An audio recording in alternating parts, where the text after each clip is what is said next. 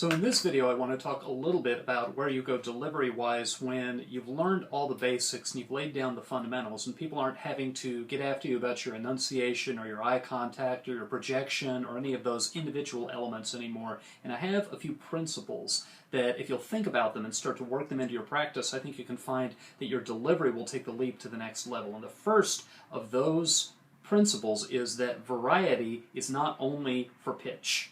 Variety is not only for voice and inflection. And I assume that in the first wave of learning at the beginning of your time in forensics, you already learned that, first of all, it's a very bad idea to be monotone. And if you give a speech like this and your voice stays here all the time, then that is not going to get you very far. But that you've also probably learned that if you speak in a sing-song pattern and you do the same thing with your voice over and over again, people spot that and people pay attention to that and they have a hard time paying attention to your content. And so, a lot of times when you hear references to conversational delivery, what they mean is, primarily they mean vocal variety. Primarily they mean that what your voice is doing should always back up the meaning of what you're saying, and it shouldn't fall into a repetitive pattern. It should evolve and unfold as your message unfolds. Well, the first principle I want to lay down is that that's not limited to pitch. That a lot of elements of delivery benefit from that kind of variety, that idea that you don't do one thing all the time, but you also don't do the same thing over and over again. You do what fits what you're saying at the moment. And I want to start with this principle because it's the one that I think the fewest competitors that I see actually seem to have figured out. I see people that I know are making finals, that are going home with awards, and they have, I'll start with speed. I'll start with rate of delivery. And I'm not even talking about talking fast, because slow is a speed and in between is a speed. But I see a lot of speakers, and I'm sure you've seen this too, when they get going on their rate, the rate at which they've practiced their speech, they're going to speak at exactly that rate and not speed up and not slow down until they get to the end. And that's one of the things that makes you sound mechanical. And that's one of the things that's almost a subliminal cue that this is performed, that it's not sincere. Because when people speak conversationally, they speed up when something seems urgent, when they're excited, when they're energetic. They slow down sometimes when something has to sink in. And you want to make sure when you are putting this principle into practice that it doesn't come across as too choreographed, too perfect, but that you train yourself instead to know the limit, know what's too fast, know your speed limit that I sometimes told some of my students, but also know what's too slow. And what kinds of pauses get to the point where they're indulgent, to where the speech drags and there's dead time and people say, okay, I get it, you're emphasizing it, move on. But if you know within those two brackets, too fast and too slow, if you've got a good feel for that, then you can speed up as you're giving a speech that you're thinking about and excited about. And this especially works well in limited prep speeches when you haven't choreographed the delivery, but speed up to show that and slow down to show that something is a complex idea that you want them to linger on and you want there to be a moment or two of silence for them really to think about it before you get to the next thing you're going to say. In addition to rate, I think that you benefit as you go in delivery if you have variety in what you do with eye contact. And a lot of people think of eye contact as kind of a yes or no thing, kind of I am looking at the judges or I am not looking at the judges. And I need to be looking at the judges all the time. And if I have 3 judges or several audience members in the room, then I'll move from person to person to person. And if I only have one judge, if I'm just in a room and it's me and the judge, then I'm going to stay on that judge. You don't do 100% of the time because that really can make people start to get in a cold sweat and wonder what's wrong with you. But since typical eye contact in this culture is about 60% of the time, then 75 to 80% of the time is good if it's just you and the judge in the room. But beyond that principle, beyond the principle that you should look them in the eye, there's the principle that what you do with your eyes should be expressive. And people do this somewhat spontaneously, but I think a lot of the competitors that I see have a problem that they put on their performance face. And it could be even better put that they put on their performance mask. And then they don't make any alterations to it because once it's set, they put all of their awareness into the things that they're supposed to be using expressively. So they put all of it into their voice, or they put all of it into remembering their speech. But they don't put their attention on how are they using some of the underutilized elements of delivery to be expressive, to highlight the meaning in the speech. What are some of the things you can do with your eye contact? Well, You can widen your eyes to show surprise. Something's a really surprising outcome. You can narrow your eyes to show that people are thinking about something, they're struggling with something. You can have relaxed eye contact, you can have smiling eyes. And if you work at it, and if you're not to the point where you are working on the delivery basics anymore, there's still more to be done to get your full palette and all the nuances of delivery that are available to you to make those something with which you are really facile and flexible and fluent. So you're not done just because you've learned that you should keep your eyes on the judge. That's not all there is to say about eye contact. The principle of delivery applies there as well. Finally, the principle of delivery, the principle of variety applies to volume. Because yes, you should project. And yes, occasionally you boom on a word because it's an important word and you hit words and you go up in volume a little bit. But you can also emphasize by getting quieter. Momentarily. It's not a trick you want to go to multiple times in one speech. I would say that you want to do it about once in a speech. If you have been building and building and building an energy, and then you have the one thought that you want to sink in, maybe that's the moment where you pull back and you say something quietly. Give them a second to let it sink in, and then go on to the next thing that you're going to say.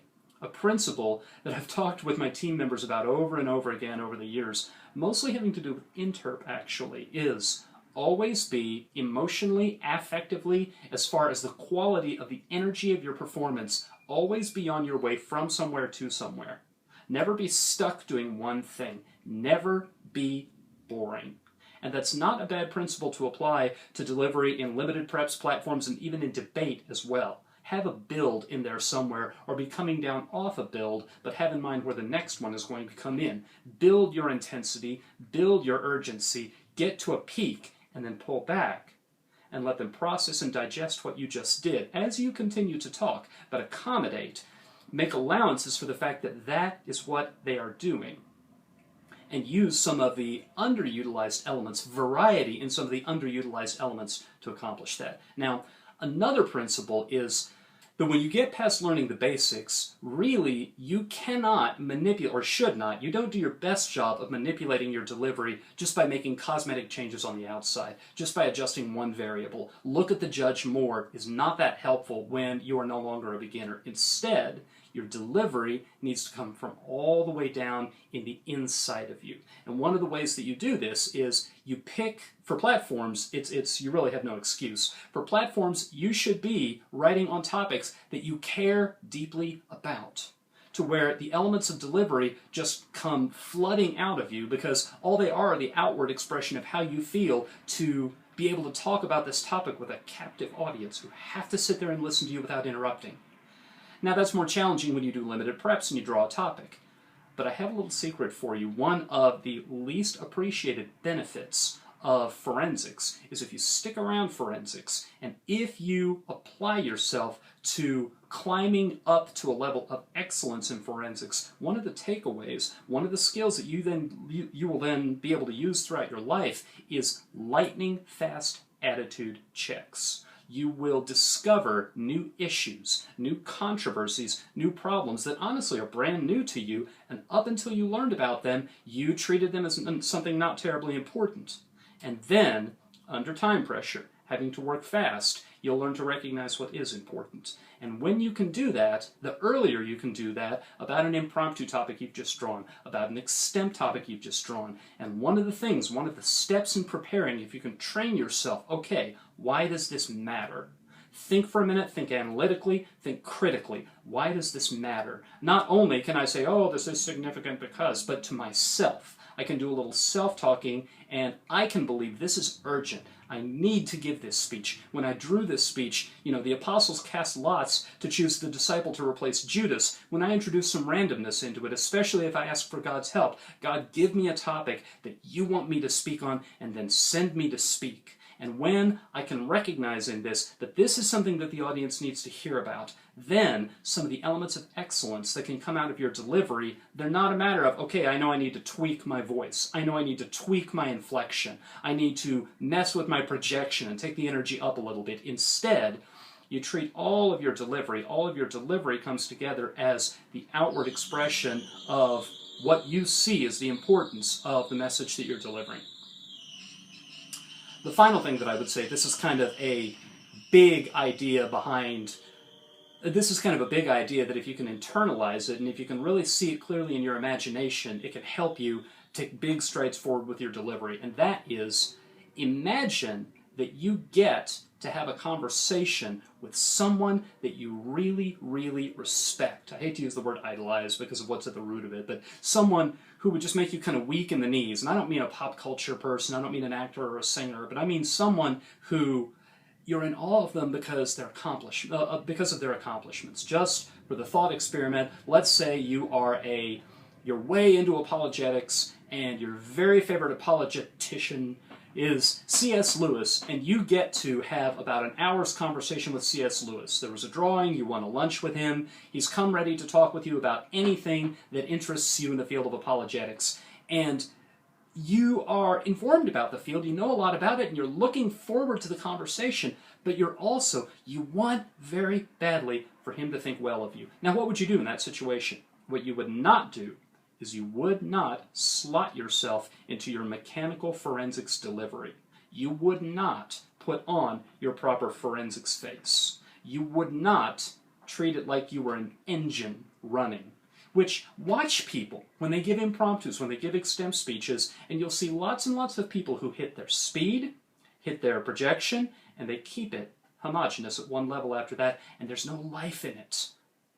And you can recognize the fundamentals are all in place. Boy, do they do the fundamentals well. And to the uninitiated, it looks like, wow, that's fluent, smooth delivery. But smooth is not necessarily good because smooth is a veneer. Smooth is a surface. You sometimes see people who have all their fundamentals in place. They don't and they're easy to follow, they enunciate, they have animated facial expressions, but you can see so much of their life, so much of their livelihood come bursting through. Those are the people, and I made reference to this in the video I made last time about or a couple of times ago, about powerful nonverbals. Those are the people who are magnetic.